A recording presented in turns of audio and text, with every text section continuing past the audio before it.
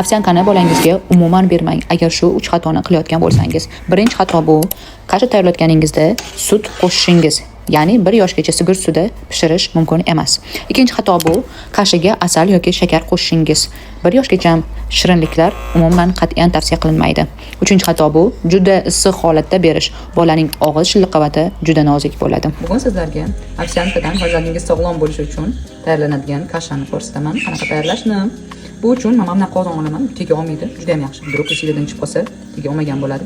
Bemalol keyin aralashtirib olsangiz, yaxshi tayyor bo'ladi. Bizga kerak bo'ladi ovsianka kasha va suv.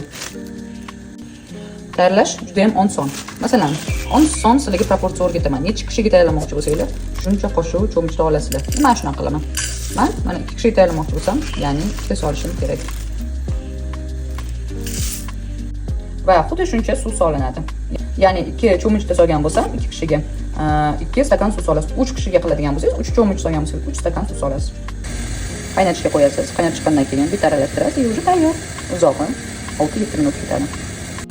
Mana shundan qaynab chiqadi. Uzog'i 1-2 minut. Mana ko'rdinglar, unda tegi ham yopishmaydi.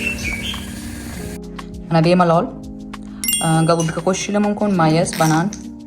Mani zavqatimda yana tuxumam bor. Mana farzandinglarni yoshligidan o'rgatsanglar, o'zi keyin dabrovolni mana yeydi.